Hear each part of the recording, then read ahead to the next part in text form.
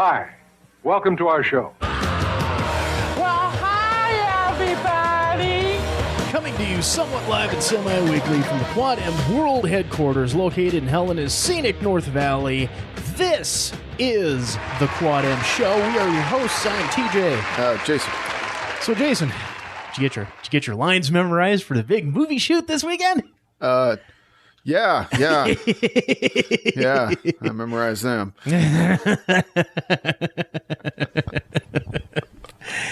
Yeah, me neither. I'm just going to write them on my hand. Well, I mean, you know, shit, it's like 2 seconds worth of shit. I mean, granted, you got more lines than I do, but I mean, for the most part, it's a free-for-all, even though I don't know how much the others are good at that old tried and true tradition of improv. I think if we started throwing some fucking sticks in the spokes, they'd go flying off the bike. Let's fuck with them.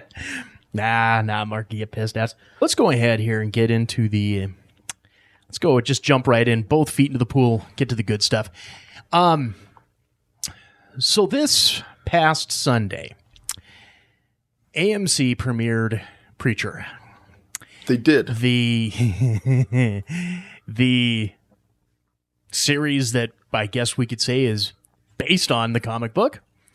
Let me go ahead here. I'm going to let you speak on this first because you have just freshly watched this. You had the had the chance to watch it earlier today and are freshly hewn into it. So let's get your opinions first. Well, I just did watch the premiere. Before I watched it, I made a mental note to myself to go into the Preacher series as different than the comic book. That way I'm not going to be pissed off and disappointed. Yet. But so far the premiere, I thought it was pretty all right. I like that Tom Cruise exploded. That was neat. I was hoping that somehow they would have actually had him, you know, but I knew AMC couldn't front Tom Cruise money. So just to have the TV blurb, the science of certain, Scientology, Church of Scientology, Tom Cruise blowed up real good. Yeah. And they kind of gave us a little rough introduction to the characters, little prelude to what the story could be, and a tiny hint of what JC's powers are. But so far I thought it was all right. I'll keep watching and see what happens. But I'm not gonna put my eggs in that basket or whatever you're supposed to do with your eggs in baskets and chickens. Yeah. Well, and just as a little bit of a side, I know one of your big tipping points on this is going to be the Saint of all killers. Yep. And I was reading somewhere, I can't remember specifically where it was at, but I did see that Garth Ennis was actually quoted as saying, "You couldn't do any better." So it will, apparently, the Saint of all killers is going to be in this in some form or fashion. It's just a matter of how they're going to be doing it. And if Garth Ennis gives it the thumbs up, I'm going to play the wait and see game. We'll see what happens. So you give it an all right, fair to middling. Fair to middling, we'll see what happens. We'll wait it out. Yeah. Now, coming from the side of the fence that is the uber fan purist when it comes to Preacher, I myself had to do as you did. I had to just try to go in with a clean slate saying, this is not the comic. This is going to be a different entity. And then hope that they pleasantly surprised me. And I'll say this, it definitely is not the comic. The only similarities that were present was obviously the names of the characters. Sure. The title of the show, and the fact that he is the preacher of a church in Annville, Texas. Beyond that, nothing. Not a goddamn thing. To which I say, okay, fine. And, and we had already pre-seen the first 4 minutes. So, I was able to piddle around and do a little bit. But then once he put the letters up on the board to fix the vandalism that took place, I then sat my ass down and then just zeroed in, tunnel vision on the show. And did you by any chance get to see the Facebook post that I made that night? No. It went specifically like this. And I think I Facebooked this about 3/4 of the way through the show. My exact words were, watching Preacher, not happy. Shame on you, Seth Rogen. Uh-oh. Now, of course, this is more. So get your popcorn, crack a soda. TJ's gonna rant. Well, I'll try to keep it. I'll try to keep it as succinct as I can, but long enough to kill the appropriate amount of time. Because this is one of folks. This is one of them shows. So, I guess what I can narrow it down to is that, like you, and I think my Facebook and Twitter posting, I think, was more, like in the heat of passion, as opposed to sit on it for a little bit and then make the post.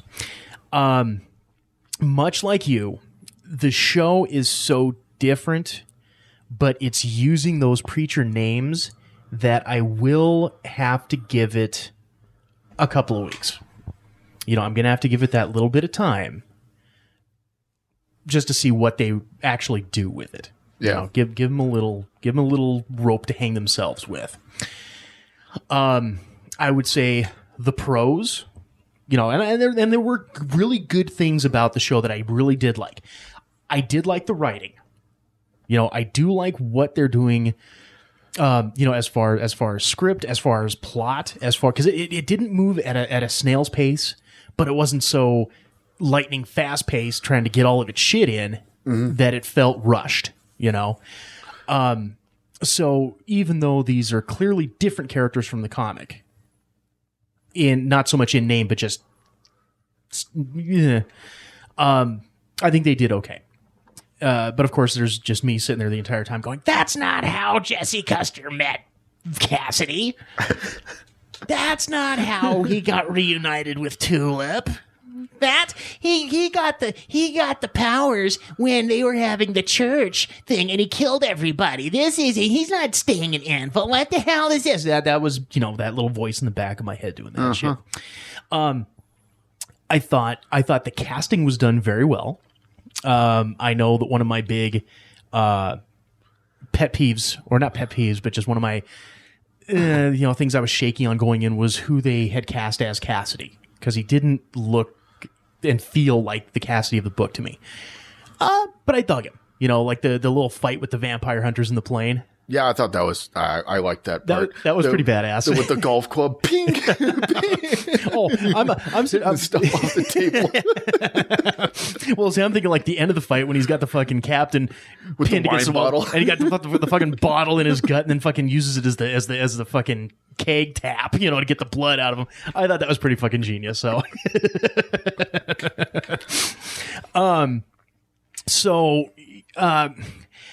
the only character that I'm just kind of on shaky ground with is Tulip. Because her thing was, she was a former, in the comic books, she was a former hit woman who sucked at her job and was basically being hunted down by her employers for failing a hit. And in this one, she's like the fucking career criminal that Jesse Custer was before he became a preacher again. So I'm kind of still on the fence about that one. But all in all, I do like the actors, and they're putting the quality into it with the script and the story that they're given. Added to that, I would say the pleasant surprise for me, the one that I had gone on record a couple shows back saying this was horrendous and they'd better fucking wow me to make up for what I've seen. I actually did like R's face. Yeah, I know what you're talking about. That preview of his makeup or whatever they released a while back. Yeah. Was kind of yeah. And in the show it was better. Yeah, well, I mean, it still wasn't the R's face that I know and love, but it almost brought a tear to my eye because the actor that's playing him, the actor that's playing the character of Arseface, or, well, they only call him Eugene at this point because I don't think Cassidy's run into him yet to give him the name Arseface. Sure. He was just, he exuded the character from the book as far as his happy-go-lucky, aw shucks, oh, hey, Mr. Preacher, all that, despite his own mistake in how he ended up turning himself into Arseface, for lack of a better term. I thought he just did a really good job with it. And when he said, "My daddy doesn't want me," or "My daddy doesn't want me to go to church," I was like, "Oh, that's just so sweet." But again, major departure because the whole thing about Arseface in the comics was Sheriff Hugo Root kills himself because of what Jesse Custer makes him do. I don't want to throw out too many spoilers to people, but if you've read, what happens. And so, for God knows how many issues, there's just this whole Arseface is out for revenge and I'm going to kill Jesse Custer. So again, major differences there, but I do love the actor that's playing him. And I loved the fact that they are willing to go the extra mile for the gratuitous violence. Because you can't have the gratuitous sex, you can't have the gratuitous language, but we were able to have the gratuitous violence. Uh-huh. In particular, when he does the compound fracture twist, at the end of that fight. Preacher! Enough. Your little weirdo friend, too. What did I do? Almost done, Sheriff.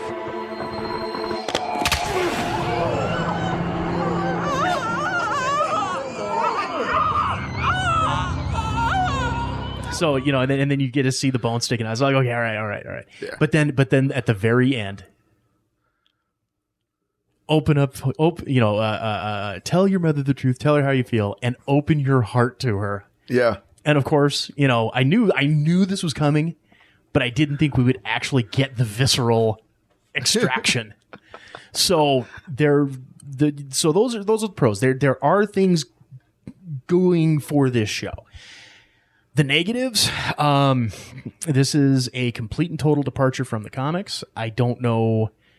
I've seen the listing as far as the actors that they have cast and some of the characters. So I know that there will be angels coming in, FIOR, and I can't remember the other angel, the ones that at first show up and have to explain to them who Genesis is and all that. And then they end up fucking going off to Vegas and becoming cokeheads. Yes. Yeah. The Lord's angels become cokeheads. Sure.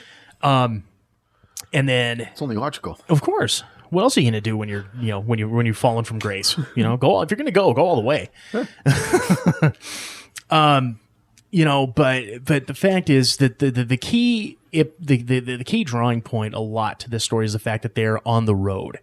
So there was going to be, okay, they start off in Texas, then they're in New York, then they're in Louisiana, then they're in Arizona. And, it's this constant bouncing around. And to me, it just feels like they're just going to try to draw everything and just center everything in this small podunk Texas town. And that doesn't quite appeal to me. I'm not a fan of that. I don't like that. So I gotta say, I mean, much like you, it's not. I'm not gonna dare fucking say, that it's gonna give my highest recommendation. But it has to win me over. I'll give it, maybe 3 or 4 more episodes. And if I still have that feeling of nah, then I'll probably let it go. Which is sad because it is my all-time number 1 go-to favorite comic of all. So I would say premiere-wise, I'd give it like a 6 out of 10, kind of a half, a little over a half, Yeah. A nice C average. Out of 10, I'll give it a 7.5, somewhere in there. Okay. Well, and here again, I'm... More violence, less talky, right up my alley. the Burt seal of approval. Less talky, more rocky. Yeah, and like I said, I mean, I'm grading it a little bit stricter just because I have such that diehard oomph to it. A couple more things before we jettison for the first break. I want to give a shout out. Now, I'm not going to give the hard, fast numbers, because quite frankly, I don't need to let you people know just how small time we are, and also, really, it's none of your damn business. But what I do want to say is I want to thank each and every one of you that is either, tuning in every week or at least downloading and listening when you get the chance to. I was kind of, playing around with the different analytic sites on the interweb. And there's some shit that I'm not quite understanding as far as how in the hell, what. Number one, I like with the big guns, the iTunes, because apparently that's where most people listen to you. Okay, that's where that's where all, from what I'm seeing, all of our subscriber base comes from, is from iTunes and the iTunes app. Now, a couple weeks back, I think it was the interview with Derek Crabb and the show from that week. Somehow, iTunes has like this popularity problem, right? And for those 2 episodes, that thing was like full. And prior to that, all of the other episodes, were kind of full. It was kind of a trickle-down effect. But shit, these 2 episodes blew everything out of the fucking water. Fucking A. I check it like 5 days later, everything's back to being equal. So I'm just like, okay, who the hell is, what the fuck? Because like our top 5 episodes were all within the last 2 months. The last batch of episodes were hitting strong, and everything else was kind of tapering off. Okay, now we're in episode, I think we're recording episode 38, I think. And like all of a sudden, people are going back and listening to episode number 25, and I know this because I was just looking at it. Episode number 25, TJ, you are a horrible person. Which of course, the little my little lady Jessie would absolutely love, because it's an episode that she's in. It's a very very, very Jessie-centric episode, which, let's be honest, every episode that she's in tends to become Jessie-centric. But, so I was like, okay, which I mean, I'm fine with people going back and listening to the old episodes, because there's a lot of in-jokes now. We're actually starting to be old enough, or, being long in the tooth almost a year now, that we actually do have inside jokes that people probably should listen to old episodes. Damn right. Like, say, the Reno recap is probably going to be the most important one. and don't worry, you don't have to force it now. We'll find a spot for you to force it. I've got a spot for you to force it. Okay. So there's that. And but from all the things I was looking at this thing they call Google Analytics. And this is where I want to give the shouts out to, because the cool thing about the Google Analytics is that it tells you where people are listening from. So, obviously, the great majority of the people that are tuning into the show are from our home base in Helena, Montana. And the first thing I want to say is thank you to all you Helenans. Right? We're Helenans, right? It's sure. Okay, Helenites. I can Helenans. Yeah, Helenans. All you Helenans that are in there checking out the show.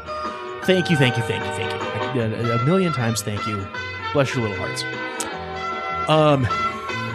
The next ones come from Union City, California, and I know who that person is, and I won't call them out too much, but I do want to say thank you for sticking around after being interviewed by us, and I'll just leave it at that.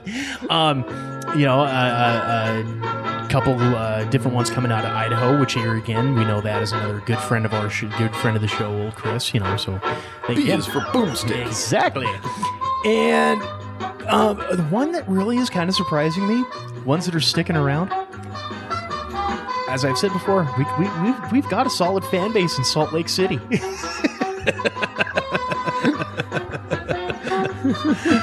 Salt Lake loves the Quad M show.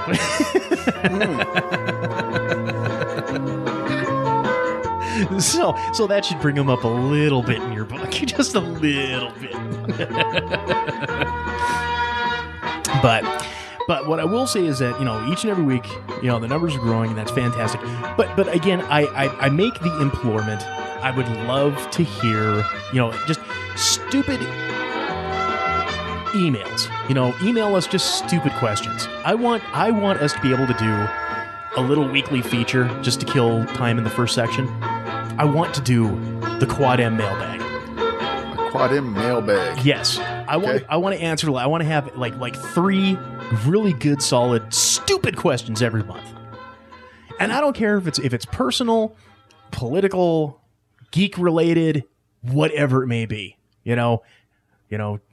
Here's a question for Jason. What do you do when you have that itch you can't scratch? I don't give a shit. Whatever it might be. Find something to scratch it. I don't care what the question is. I want to do a Quad M mailbag. So for all you folks that are listening, this is the preparatory, or not the participation. This is why I want it to be just as much your show as it is us rambling on. And I think at some point I might try doing some bullshit polls too, because I see Facebook and Twitter allow for polls. So I got to come up with some stupid bullshit poll question every week to generate, that type of thing. We'll see what happens. So finally, as we wrap up this first segment, speaking of our good friend Chris McClanahan, I had the opportunity this past weekend to have a little sit-down interview with him before he headed off to Crypticon in Seattle, I think is where he was going. And we had ourselves a nice, well, I've edited it down to an hour and a half, but it was sitting at about 2.5 to 3 hours because we're just sitting there bullshitting. But in amongst all the bullshitting, we were able to actually have like a professional, almost quasi-real interview. So let me go ahead here and we'll play a little snippet from the interview for you guys, so you guys can whet your appetites for the interview with Christopher McClanahan that's going to drop this Monday. And really, as an aside, this is where this is where I get jealous of you. This is where I become like that little, the little green-eyed envious monster comes rearing its ugly head. You had yourself a damn picture with George Perez. Yes, and that was super exciting too, because his art style, and not just his art, but like the way he lays out a page and fits all of those characters onto the page in a way that's totally readable and amazing. Yes. Yeah, it was a real pleasure to meet him. And not only did I get to meet him, but we got to talk for a little while before the con opened, and he did a headshot for me, a sketch. And like, I went out of my way to pick someone that he'd never drawn before, and I'm a huge Perez fan. I love Mike Mignola, so I had him draw Lobster Johnson, Perez style, which was awesome. Did he even know who you were talking about? He knew of him, but we did have to bring up some reference on that one. I was going to say, anyone you haven't drawn yet, so then you got to find like obscure independent shit, because the Marvel and DC is pretty much touched everybody. And then the other one at Cheyenne, Mark Teixeira. That was the huge big reason I wanted to get to Cheyenne, because number one, I just knew that con was going to hit. I knew it was going to hit big because you got Cheyenne, which is a nothing happening town. Right there on the Denver border, and I'm sure you had a shit ton of Denver and Colorado people coming out from it. And then you've got, I make the strong case that there's 2 guys that are my big all-time influential. These are my guys, Perez and Tex. Nice.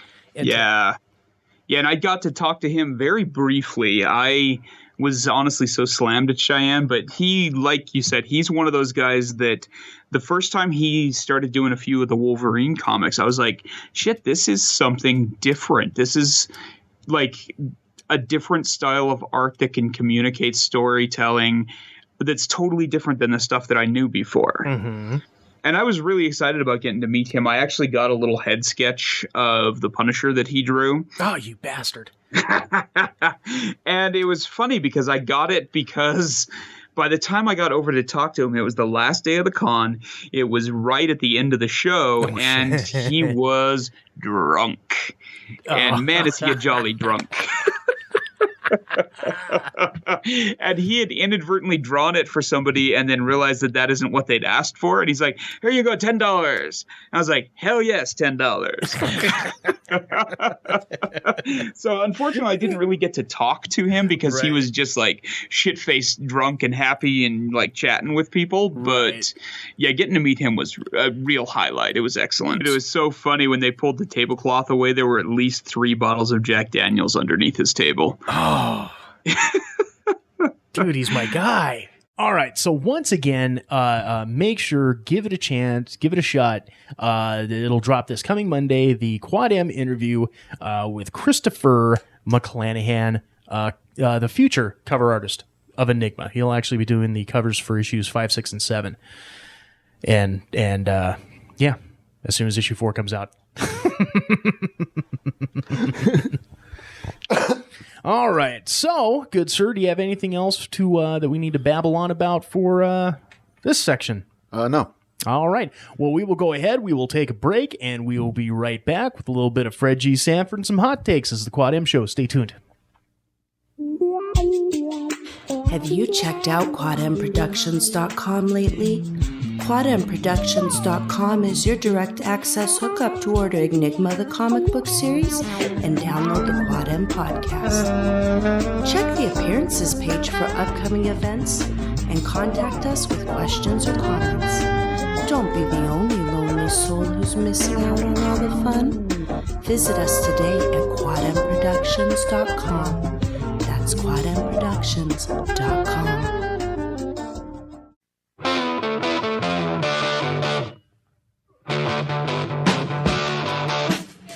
Welcome back to the second segment of this here Quad M Show. We are your hosts. I am TJ. And Jason. And this segment is sponsored in part by Mirror Mirror Salon and Spa. Now, I know you guys are out there seeing the pics online and you're saying to yourself, damn, how does TJ get that awesome hair? Heart sucks. Well, you know, a small part of it's genetics. The big credit, however, goes to Shauna and all the fine folks over there at Mirror Mirror. If you are in the Helena area, make your reservations today for all of your hair, nail, or spa needs. Walk-ins are always welcome. You tell them Quad M sent you, and you get $5 off any service they provide. That's Mirror Mirror Salon and Spa. Call them today, 406-603-0644, or stop on in at 2043 North Last Chance Gulch in Helena. That is Mirror Mirror Salon and Spa. And I was just in there the other day talking to Shauna over there at the Mirror, and they got a heck of a little special coming up here for the month of June for the Father's Day. So we're gonna have finally after almost a year we'll have a new ad. Ooh. a little special little something for everybody. So make sure for all of you folks pay attention because this is gonna be a good one for you. Well, let's go ahead. And we got ourselves some Fred G. Sanford Award goodness this week now. So, it's going to be a little bit of a packed Fred G. Sanford Award this week. This is another one of those twofers. We each got one. I will give you kids the heads up. We are not going to be discussing Mike Webb, the independent congressional candidate from Virginia who had taken a picture, posted it on Facebook. They was taking a picture of his monitor screen, and he didn't realize or forgot that he had 2 tabs that were also kind of up there. And they were both porno. You big dummy! Nice. Porno sites. And so everyone called him out. I was like, oh, no, I was testing my computers for viruses. Yeah, okay, dude, what, herpes? What?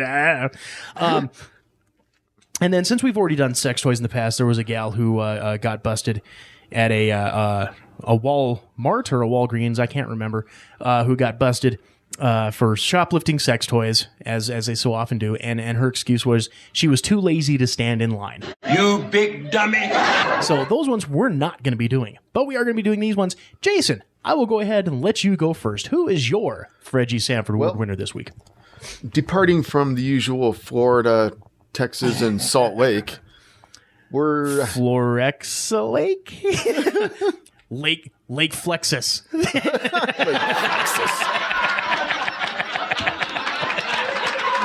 There we go. The small town where all of the residents of the Fred G. Sanford Award harbor. Lake Flexus. all right.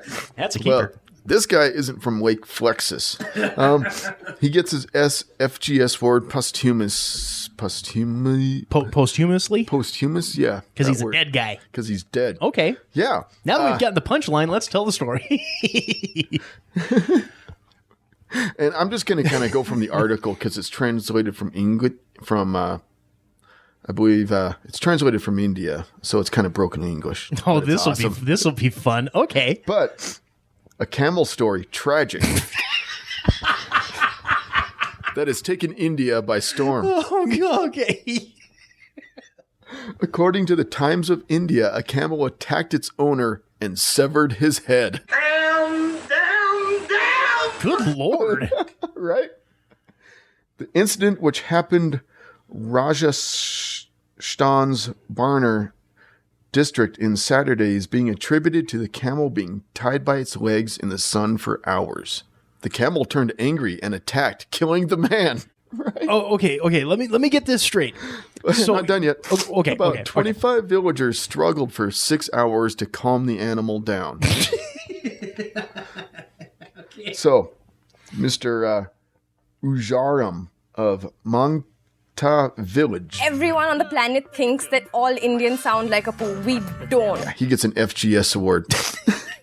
So was the camel's legs tied together, or was he tied to the camel's legs? I want to get clarification on this. The camel's legs were tied. Okay, the camel's legs were like tied. Hobbled. Okay, yeah, okay. Right. And yeah, the man left the camel out in the sun like all day, all hobbled up, and You big cold-blooded dummy. camel got angry and killed him. If I was a camel, like I'd be pissed too. I'd be doing more than just spitting at him. Yeah. Prick. That cracks me up. I think that's funny as fuck. Little animal justice porn. Animal justice. Well, mine's a little bit on the lighter side. Okay. And you know, for some of you folks that have left reviews on iTunes saying that if you can get past the scatological humor, you'll enjoy the show. Really, scatological humor is one of the founding cornerstones of the Quad M show, and we've been a little bit lax. Not laxative, but just lax. So I decided we're going to go ahead and one of the burning stories here. An Arizona TV reporter arrested for allegedly pooping in a lawn while covering a story. You big dummy. Okay. All right. A TV reporter covering a story in the Phoenix area couldn't wait to go number 2, according to a police report. Police responded to a 911 call reporting a man publicly defecating on a private property in Goodyear, Arizona. You big dummy, see what you did? The victim stated a news van was parked in the front of her residence for about 40 minutes before she recognized Jonathan Lowe getting out of the vehicle. After picking up several pieces of paper from the street, the victim said she watched Lowe walk across the street and squat while leaning against the wall of the residence and proceeded to defecate in the yard. You big cold-blooded dummy. The victim said that if Jonathan had just knocked on the door, I would have let him use the bathroom. When the officer showed up at Lowe's news van, the reporter said, "I know what you want to talk to me about." When police questioned Lowe, he said he had been feeling very sick and I've been stuck in this van all day. So I went over to that person's yard and took care of business. Lowe told police they were called because the victims just wanted to start problems. You big dummy. What, a man can't poop in a lady's yard? He was arrested for public defecation and no longer works for the TV station. The story of Lowe pooping in the yard may be weird, but it may not be as bizarre as the story he was covering before taking a poop. The story apparently was about a man who was accused of sacrificing his dog in order to appease God. The man in question was 42-year-old Patrick Zane Thompson, who was recently arrested by Goodyear police. Thompson was arrested on suspicion of animal cruelty after, and bear yourselves, kids. Apparently, this is also animal cruelty time here too. After he broke his dog's neck and placed it in a cooker. Thompson was questioned by police, and he told them he had an episode after he smoked pot.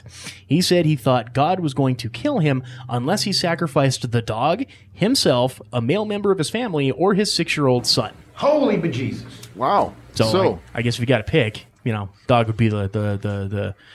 So this week is a triple award winner. I would give that one an honorable mention. I'm sorry, but TV reporter Jonathan Lowe pooping in a yard, that's just too good. And the walling, that's an effective method for pooping outside. I mean, either it's a wall or a tree. Rock or a bumper.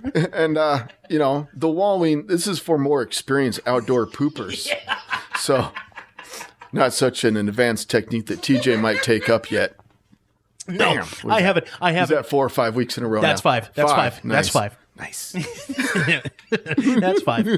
Yes, no, I have not graduated to outdoor pooping master classes yet.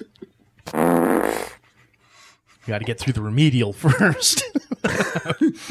So, to you, what was that cat's name? The camel killer? Ujarum. Okay. So to you, Mr. Ujarum, and to Jonathan Lowe, and again, a nice honorable mention to the dog killer. Thank you. Honorable mention. Thank you to Patrick Zane Thompson. All three of you, congratulations. You guys have won the FGS award this week for stupidity. You dummy! Yeah. Let's get into some hot takes here. And the sign gotta say hot! It gotta say hot! You gotta say hot! All right, so speaking of stupid, boy, some people, not all people, but some people, a lot of people can just be fucking retarded. Yeah. So, for the past, I don't know, month, almost a damn year now, we've been busting balls on this new Ghostbusters movie coming out, right? And even from the initial concept, I think we've all can agree this was just a bad idea all the way across. And so this past week, internet personality that I like to check out and view, James Rolfe, more commonly known to everybody as the Angry Video Game Nerd. He does a lot of movie reviews and that type of thing. And he stated on his website, he did a very well thought out, very well written, and very well expressed video coming out saying that he was not going to watch or review the new Ghostbusters movie coming out in 2016. And oh boy, everybody has just decided they want to come out of the woodwork and start playing the misogynist card, the sexist card, the, I think one dude was saying that you're just, sitting there in your wet diaper crying because, it's a Ghostbusters women movie. And I mean, all this type of stuff. And what everybody was glomming on was that they're trying to make James Rolfe out to be this misogynist, sexist pig. And he's got sour grapes because he's not going to watch or review the movie. This website, Cinema Blend, I'm pretty sure Cinema Blend must have some kind of business deal with Yahoo, because all the movie news, if you go and click on the little clickbait news ads in Yahoo, it all goes to this Cinema Blend. And the guy who wrote this follow-up article, he started going off about how unprofessional James Rolfe was for stating that he wasn't going to do the review. So Cinema Blend decides that they're gonna turn their news article into like basically an opinion poll stating that James Rolfe was spectacularly close-minded in his response to cinema and unprofessional to anyone pretending to do this type of work to dismiss a movie sight unseen. And, so I guess the first thing I'm going to... James Ross. Oh, that's so dumb. Who shipped those people an award to? Oh, yeah. No, I mean... Some guy on the internet is giving us his opinion, and he's based his entire internet career on giving us his opinion, and they're telling him that he's unprofessional for giving us his opinion. For giving an opinion about an opinion he's not going to give. Yeah, send them an award. Yeah, you got. Yeah, Cinema Blend. Guess what? You too have won. You big dummy.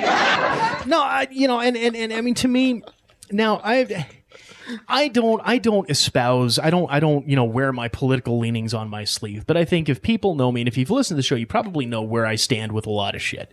Mostly I'm in the middle, but when it comes to this type of thing, I gotta call it as I see it. And people like Cinema Blend, who are here again, like we say, fucking opinion, taking a news article. Because my biggest problem with the media is that there is no such thing anymore as journalism. No true journalism. Everything now is just opinion, op-ed. It's all just opinions and editorials and what's our thoughts on the news and selectively choosing what news we're going to cover and all this type of shit. And for somebody to sit there and, like we say, to put in a news article your opinion about somebody's opinion because they're not going to put an opinion on a fucking movie. I mean, Jesus Christ. That's something they'd put in South Park. That's like... Yeah. That could only happen in a movie. No, this is fucking our reality here, kids. I think they did that with South Park, kind of. With the Pootie Pie episode and stuff. Did you watch that one? I didn't, no. Cartman was an internet commentator and he commentated on commentators and stuff. It got way out of hand and whatnot. Let's watch Let's Plays. Kind of, yeah. And like I said, everyone coming out of the woodworks calling him a misogynist and a sexist and all this bullshit. When, if you actually sit and watch the video, there is nothing sexist about what he says at all. He basically, in this video, goes through and basically states that because this movie is in my own words taking the classic and wiping its ass with it and saying you have nothing to do with this anymore. You do not even exist anymore. You have nothing to do with us, and we want nothing to do with you. And doing a complete and total clean slate, based just on the trailers alone. Which, yes, the trailers are god awful bad. The jokes are horrible. They don't. In the previews that I have seen at the movies and on TV, I have only heard and seen one person fucking laugh, and that was when you and I went to, I think it was Deadpool, if I remember correctly, and there was that dumb idiot teenage chick in the back that was like, and I just wanted to go up and smack her, but I can't do that in a public place. No. So, yeah, I mean, the jokes are unfunny. The effects look horrendous. The acting doesn't look all that great, and you're supposedly having like the top comedians in the business that are in here. As much as I make fun of Melissa McCarthy, it's not because she's a woman; it's because Melissa McCarthy. I just by and large, I think this movie has polarized so many fucking people. And at the end of the day, when you have a director, and we covered this a couple weeks ago, when you have a director that actually comes out and says, "Oh, the Greek world is a bunch of assholes," I'm not going to give this movie any type of review, even if I was forced to watch it. But thankfully, no one's going to force me to fucking watch the shitting thing. Nope. Nope. So, to me, in my thoughts, I think number one, people realize that yes, it's a movie and it's a shitty movie, and it gives us plenty of ammunition to sit there and talk and make fun of fucking idiot, stupid shit in remakes, and Hollywood needs to be more original. But also too, don't call a guy a fucking sexist because he doesn't want to go see a movie centered around 4 female leads. He doesn't want to go see the movie because he has the love of the original. And just leave it at fucking that. That's all I'm saying. let's go ahead and shift this because this is just becoming angry. This is the angry show between Preacher and Ghostbusters. This is becoming a very angry show. Let's talk about something a little good here. You got some news about a story we've covered a couple times over the past year. We have. A little Star Trek Axanar. Yeah, I think we covered Axanar in one of the very first episodes we did. I think it had to have been like it may have been the very first episode because I think that first episode was after I came back from Galacticon, and that was where I first heard of it. So I'm thinking that it might very well be the first story. Yay! Well, anyway, for those who don't remember or whatever, Axanar it's a fan-made film. It's a feature-length fan-made film. Takes place in the Star Trek universe. It's supposed to tell the story of the Battle of Axanar during the 4 Years' War, which was the conflict between the Klingons and the Federation. And that was like 21 Stardate years before Kirk. So now it's time that we also get really nerdy. It was 21 years before the birth of Captain Kirk. Yeah. So whatever. And that first episode we covered that preview that they had up on the YouTubes and stuff. Producer, what was his name? I can't remember who the producer. All I remember was, and this Alec Peters. Okay. Yeah. All I remember that really impressed me with this real quick was the fact that, it's a fan-made movie funded, by the fans through Kickstarter, but that they were able to pull in some great names from the sci-fi world, like Tony Todd and Richard Hatch. I thought that was really cool. Well, that Axanar got me thinking. I started looking up other Star Trek fan-made films type of stuff. That's actually not uncommon for actors that have been on the movies and in the series, right, to come over and also play their parts on these little indie film type of things. Oh, really? Yeah. There was a couple of them I watched, but the guy that played Tuvok, Tuvok came from Voyager onto one of the movies. Okay. One of the generals. A few other characters like that, but yeah. So apparently it's not that uncommon. Well, whether you're an actor or not, if you have a love for the property, you have a love for the property. And fucking Trekkies are like that, man. Exactly. And that is basically why it is my understanding that CBS and Paramount are dropping the lawsuit. That you remember they put up to get made to fucking keep that movie from being made. Yeah. With all the showings and all the buzz, fucking and we when we were covering the whole thing about the lawsuit, our instant knee-jerk reaction was, what the fuck are you dummies doing? Instead of cutting the shit out of it, why don't you just, help fund it, make it a part of, and, do something with it. Yeah. Because people are digging on this. It was really, really cool. Mm-hmm. Oh, yeah, they were going to the extent of wanting to sue them for $150,000 for every copyrighted Star Trek element they could find. Oh, Jesus. Right? Like if, a certain rank wore a gold shirt in the original episode and some guy wore a gold shirt on this, bam, right. There's one. Fucking the emblem, bam. Right. Transporters, not Enterprise, but, Federation, any of that basically shit. Anything they could ding them, they would.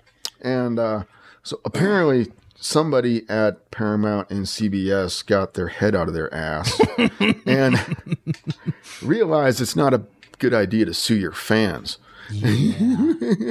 Yeah. Take a hint off of this, Paul Fag.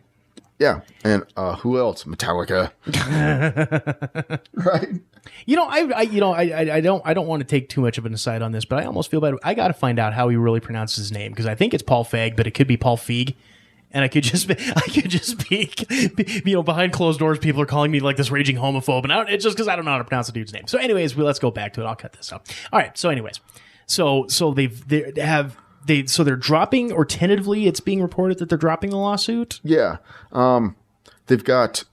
I think a lot of it had to do with J.J. Abrams and Justin Lin being on the side of Axanar.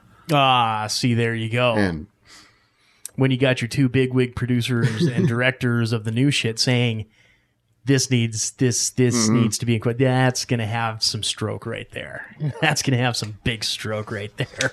So yeah, little upvote for CBS and Paramount for at least getting their heads out of their asses for not suing people for making a fan film. Well, yeah. And you know what? I honestly, I mean, even if it's just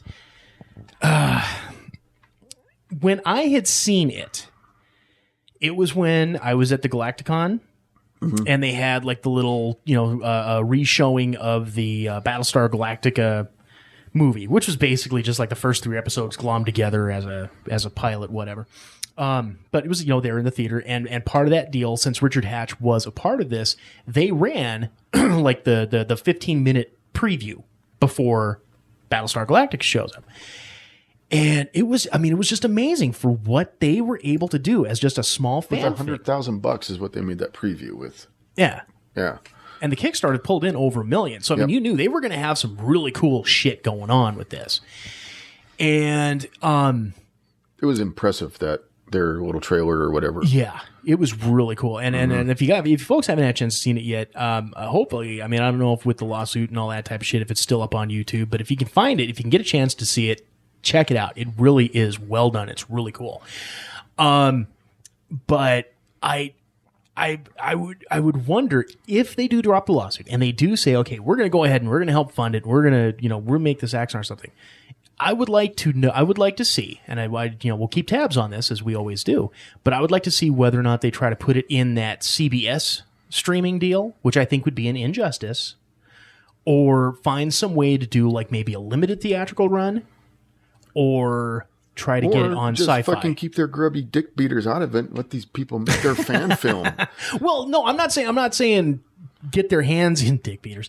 Get their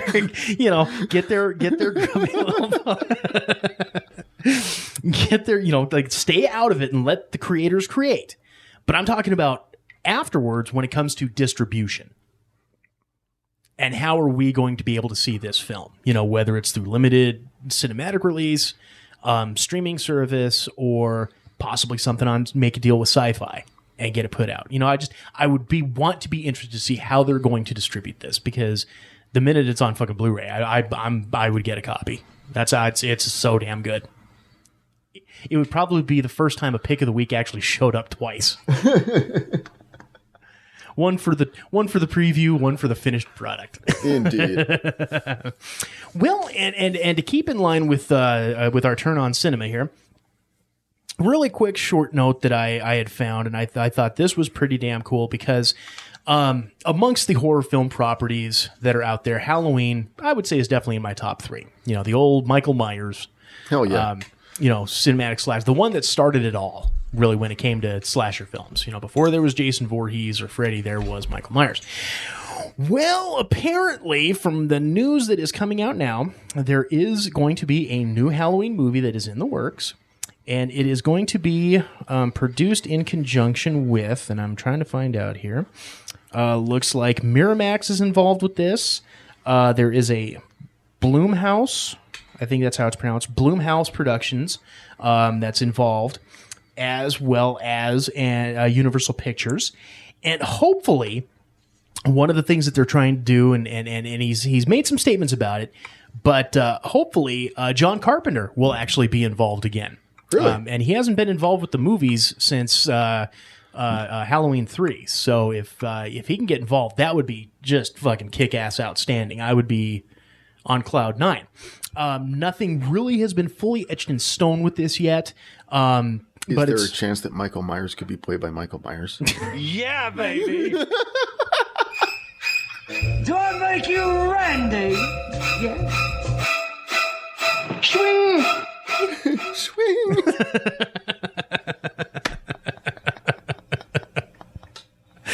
Oh, lordy. But yeah, so what they would apparently what the producers would love to do is get him on in an executive producer role, and hopefully try to con him into composing the score like he did with the original film. Nice. Now, once again, there's not a whole lot as far as, there's nothing etched in stone as far as tentative release dates, casting. There's nothing news-wise on this as of yet.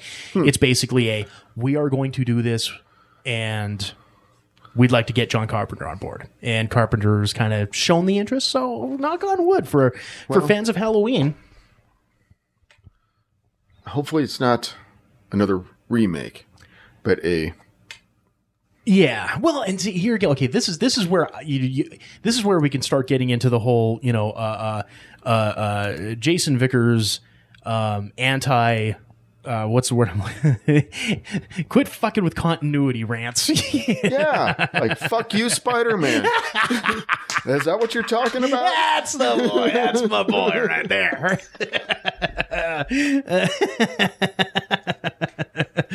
Because you got the first fucking 6 movies that comes out.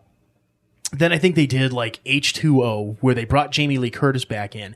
And in having Jamie Lee Curtis, they said, forget Halloween's 4, 5, and 6. Those never happened. This is the real sequel to follow Halloween 2. Okay.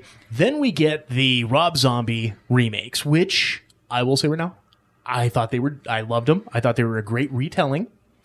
So we have those.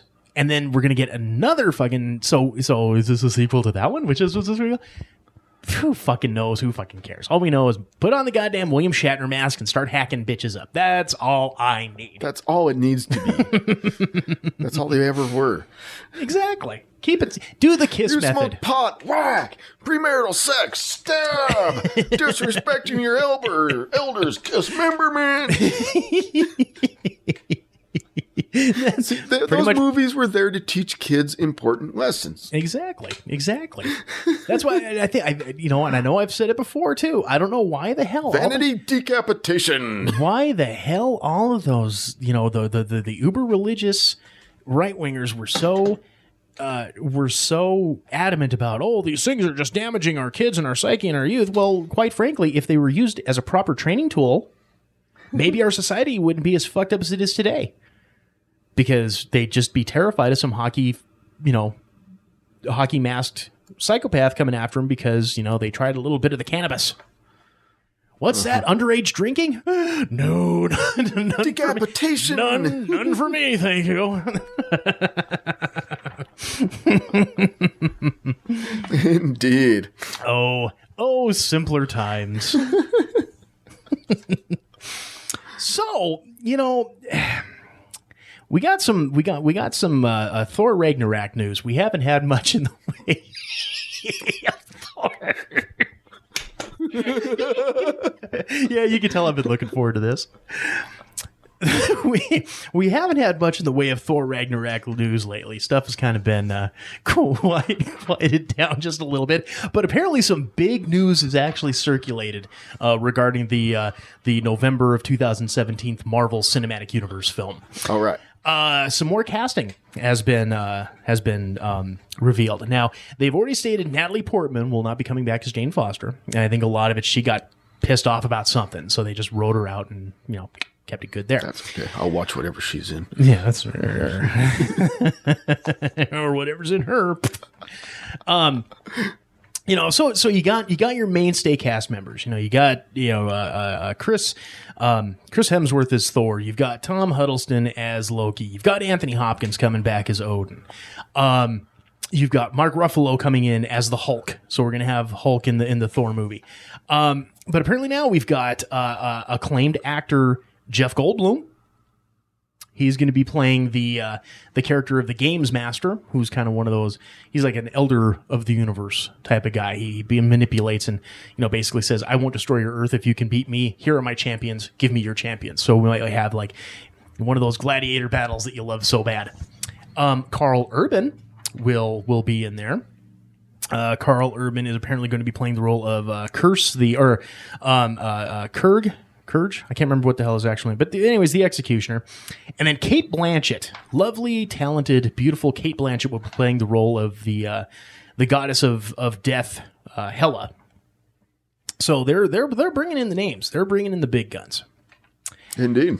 And as a public service to our fans, we haven't talked to our boy Taika in a while. Oh, Jesus Christ.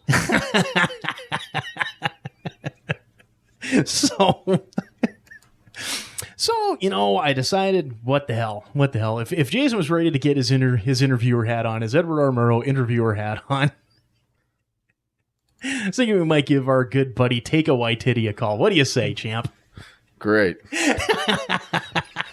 Great. All right, so let's go ahead here and we'll dial up the old digits. I'm looking forward to this. We haven't talked to our boy in a while. This will be fun. All right.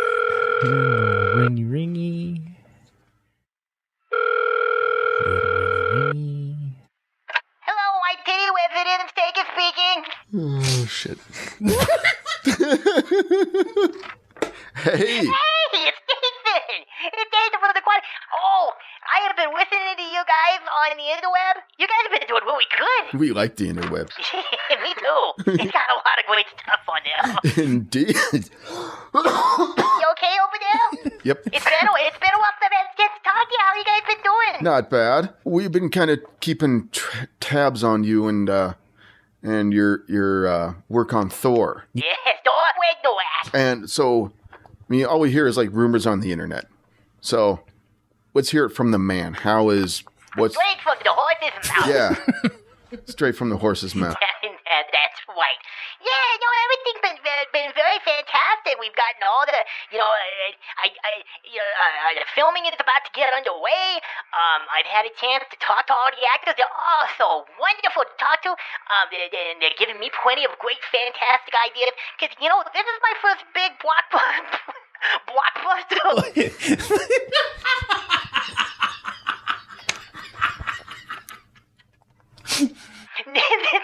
This is my first big, huge, blockbuster special effects-based film. I'm excited. Take it, hit the big time, baby. Awesome. Yeah. Good for you, Taika. Hey, it's DJ. Yeah, I'm here too, buddy. How you doing? Oh, I'm doing fantastically swell. How's everything with you? Oh, very good. So to answer your question, Jason, you see that right there? That's going to be the magic of editing right there. So anyways, yes, Thor Ragnarok is going on the way. It's splendid. Across the board, it's going to be great. Nice. And so according to the interwebs, we've got Jeff Goldblum, Carl Urban, Kate Blanchett. They're all coming to work with you. Now, these are some big, Hollywood names, I mean. And the that's got to be intimidating that these people are coming around to kind of straighten your shit out. Maybe get this Thor thing on the road. Well, now, I don't know about that. You got to remember, I'm the director. I'm the one sitting in the big man's chair. Yeah. Chest all puffed out. Talking to what? That's what I am. Talking to the dude, by the way. I don't use the dirty words like you do. I still love the show, but no, there's no F-bombs coming out at this point. You didn't answer the question. I know. I'm really looking forward to seeing you guys. They're going to be great to work with. I mean, they're not. I mean, Anthony Hopkins was an Academy Award director. These guys, maybe they're not Academy Award, but you take a look at some of these quality actors that are coming along. In addition to Mark Ruffalo, see? I've been practicing. In addition to Mark Ruffalo, we're gonna have Jeff Goldblum. And you look at his acting credentials with Jeff Goldblum coming from Jurassic Park and The Fly. It's this guy is fantastic, and you look at him and he's so neurotic from how he handles himself. He's just always it always seems like he's on edge all the time. And this is going to be fantastic for the character that we have him playing in the manipulative elder god known as the Games Master. It's going to be fantastic. And then Carl Urban, this guy, I tell you, here's what I really like about Carl Urban is he's like the white Samuel L. Jackson. See, I've been practicing for you guys. I've been doing all of the, them little vocal warm-ups. They teach you how to do an acting class, with the wah-wee-woo-way-whoa, wah-wee-woo-way-whoa, The quick brown fox jumps over the lazy dog. See? I'm all about it. But anyways, yeah, Carl Urban is like the Samuel L. Jackson of movies. He's in everything. He is. I can't name a thing that he's not in. Star Trek, Judge Dredd, the Riddick movie. He's just fantastic. I love and Kate Blanchett. That's one hot tamale right there. So yeah, so filming's gonna be getting underway here. It's gonna be getting underway shortly because this guy's gotta be out here in November of 2017. And with Marvel Cinematic Universe stuff, there's always a lot of special effects and a lot of that post-production that goes into play. So I gotta make sure that everything is just right. Indeed. Since it is Marvel and all is now. You've listened to the show and you realize how I like continuity and how nerdy TJ is. Yeah, and of course how nerdy TJ is. That is the new Captain America: Civil War. Is any of that going to have an effect or play into Thor? Not really, because they're on the Earth and they're having their little human being pinch fight. Indeed. Sure. Control, no, this and that, I've got Spider-Man, I've got Ant-Man, so little bitty people doing little bitty fighting. I've got gods. Indeed. People who move mountains. And they're going to break, just thunder will be clapping. North winds blow, south winds blow. Thunder, lightning, smog. Kill the rabbit. I'll do it for you. Kill the rabbit. Yeah,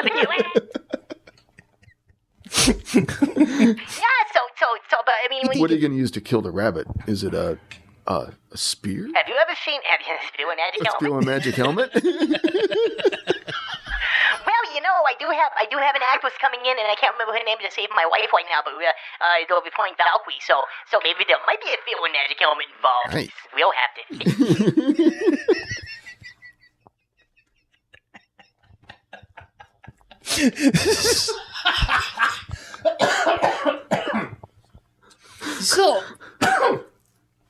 So yeah, but no, when you've got the mighty Thor and you've got Loki and you got the Incredible Hulk and all these fantastic this is big time, baby. Civil War, tiny little Civil War.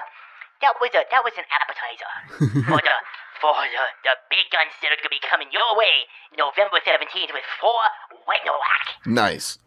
Well, we're not going to keep you any longer. Okay, thanks for having me, everybody, and everybody out there. Thank you for listening to the Quad M Show. I'll see you later. Bye. Oh, that was great. Our old friend Taika. For a 40-something Hollywood director, he just sounds like such an innocent little child, doesn't he? Right? He sounds like a miniature Mike Tyson. A little miniature Mike Tyson with his little short pants and buckled Buster Brown shoes. Big old lollipop, those old Lollapaloozas in his hand. Oh, Taika, we've missed you so. All right, well, let's go ahead. We'll take our second break. We'll be back with the third and final segment, a little bit of Reddit fun, and our picks of the week. This is the Quad M Show. Stay tuned. In a city where corruption rules the streets, only one man can stop the serial killer known as the Blood Bandit. James Kurt, a former police officer turned private investigator, must race against the clock to stop the madman before he achieves his ultimate diabolical goal. When JK's brother Alex is thought killed in the line of duty and mysteriously returns with no memory of his past life, the stakes are raised even higher. Enigma, the comic book series from Quad M Productions, written and illustrated by TJ Damon, with colors and effects by Jason Vickers. Enigma. Order your copy at quadmproductions.com today.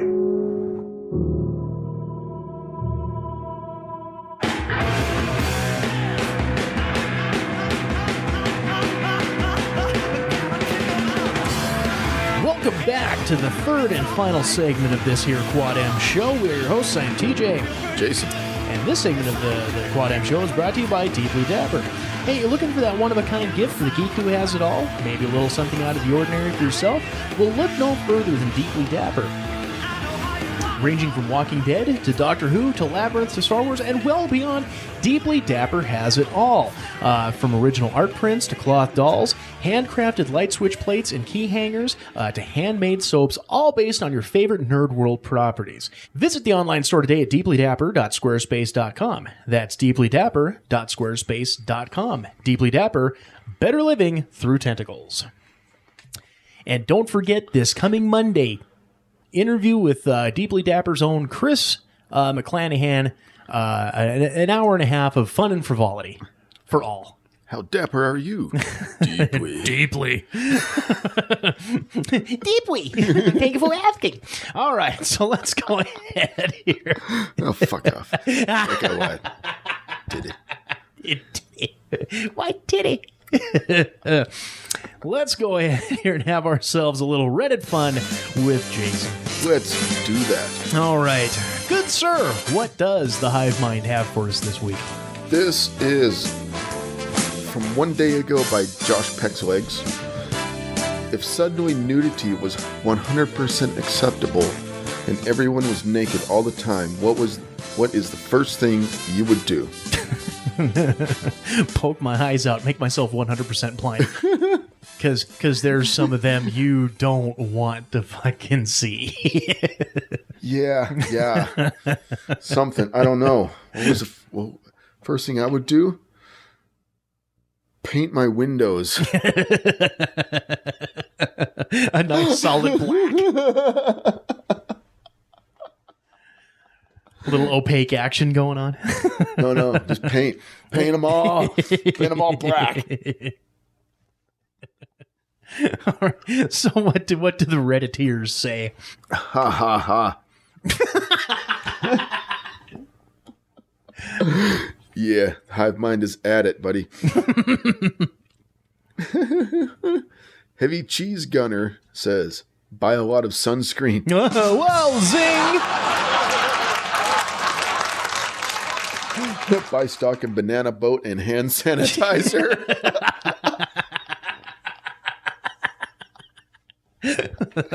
There you go. Yeah, I would assume the market for like plastic, seating covers is probably going to go way up. I'm a lamb. Like, I'm a LANB. Get rid of the fake leather office chair my ass is currently parked in.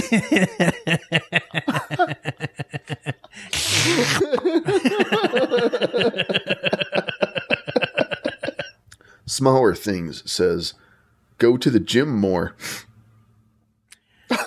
Just be careful around the weight machines. You'll rip your pecker off. Oh, look out! Look out! Oh, even if that was the norm, dude, I still couldn't leave the junk unprotected. Yeah, no. What else we got here? Wow, people like the gym comment. Blah, blah, blah, blah, blah, blah. Okay. Let's scrolling. Keep that screen a-rolling. Booby aficionado. Okay. Move to a more consistently temperate climate. Yes. Yeah, right? Well, shit, 5 months out of the year, you look like a damn 3-year-old. Hashtag shrinkage. Hashtag shrinkage. Ninjavitis says... Where do these people come up with these names? They're fucking awesome is what they are. Ninjavitis. Hey ho, to the hut. Oh, bad the gummerine. You have Ninjavitis. Okay, I'm sorry. What does Ninjavitis have to say? Join a clothist colony. Clothist colony. Flurpy Blunderguff says...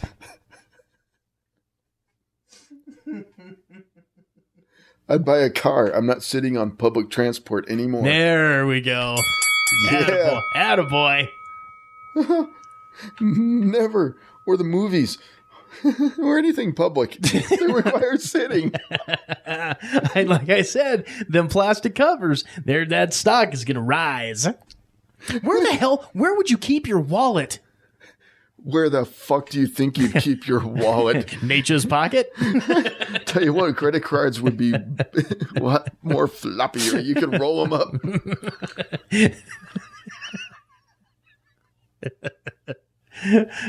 Don't let nobody pick your pocket. Keep a chain on that fucker. Ow! Ow!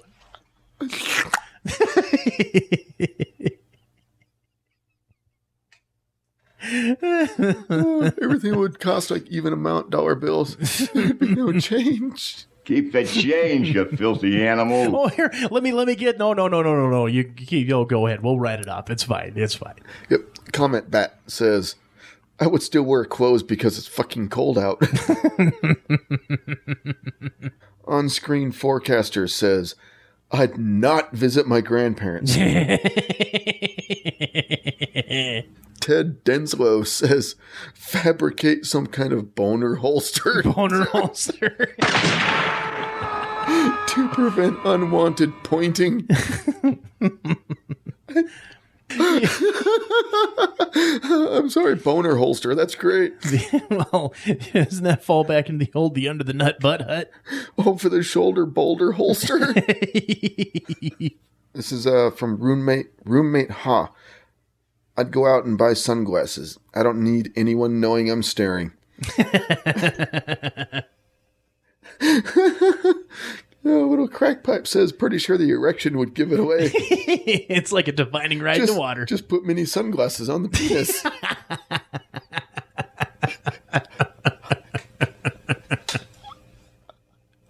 Oh, fuck these fuckers, dude. These guys are hilarious. Arbus Crapper says, shave my pubes. Eggs for everyone says, run outside in helicopter. Woo!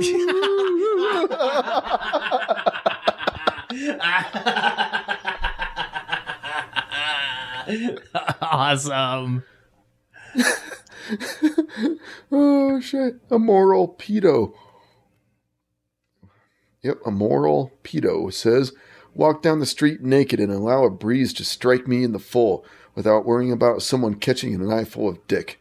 The Train 23 says, continue to sit at my computer and browse Reddit all day because, well, let's be honest, nothing short of an apocalypse is going to change that one. That's where we stop. Cheeto dust, body odor, and all. Good night. All right. Sunscreen hand sanitizer. Yeah. I'm not naming the episode Boner Holster. I'm not doing it. I'm not doing it.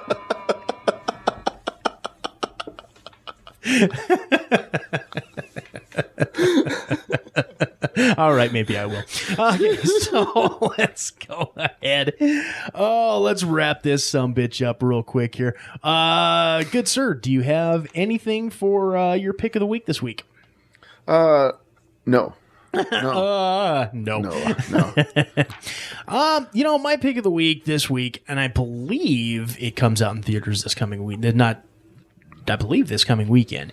X-Men Apocalypse. Now, thankfully, ever since that disastrous X-Men 3, Bryan Singer's back directing the X-Men movies, and I'm a fan of that. I appreciate that. Just because he's got a good handle on the franchise and the characters, because he took that time off to go and direct Superman Returns and just did the drizzle and shits on that. So apparently this one, much to Jason's continuity timeline chagrin, takes place in the past. Like, I guess it's supposed to be in the 1980s. So we have James McAvoy reprising the role of Professor X that he so masterfully did with X-Men First Class and X-Men Days of Futures Past. You've got Michael Fassbender as Magneto, and you've got younger Cyclops, Jean Grey, and Storm. And they're all facing off against like the ultimate mutant, Apocalypse, who is played by, and I can't remember his name off the top of my head, but he's the one who played Poe Dameron in the Force Awakens. Oscar Isaac. Oscar Isaac, thank you. And so here again, I mean, not much. I don't really check out too much when it comes to plot and all that type of stuff, just because I try to avoid the spoilers as best I can.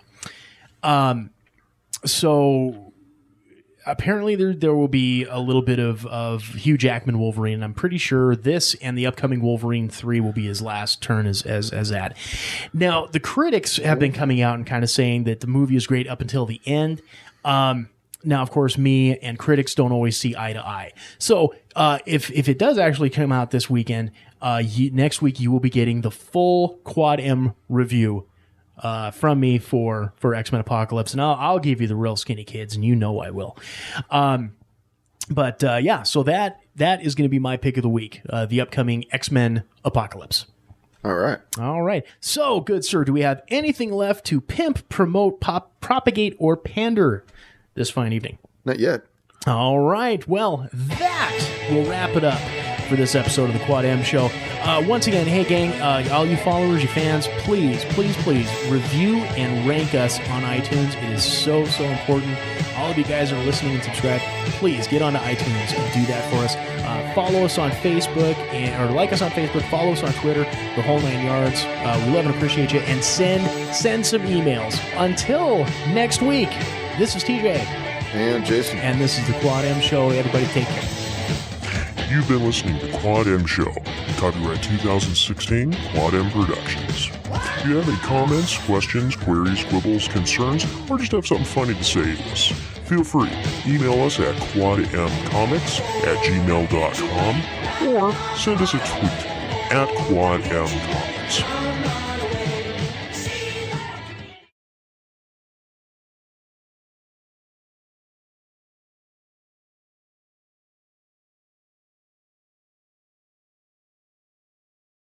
Computers are coming your way. Computers? For paying bills? Mothers, too. Bah, humbug. Wow. Let me try it. Stella, you shouldn't have. Harriet, computers are everywhere, and it's time the Critter family had one. Computers are mere toys. No, I think Della's right, Foxworthy. Computers are a part of everyone's life. On our class trip to the airport, we learned how computers help planes take off and land safely. My class saw how computers help firemen get to fires faster. And Harriet, there may be a computer talking to you at the new supermarket. Even our phone system uses computers, and computers help predict the weather. And the newest elevators are computerized. Right, Stanley? Yeah. And we'd never have gotten to the moon without computers. Oh, digital watches are computers, too. Time for your dental appointment, Foxworthy. Computers are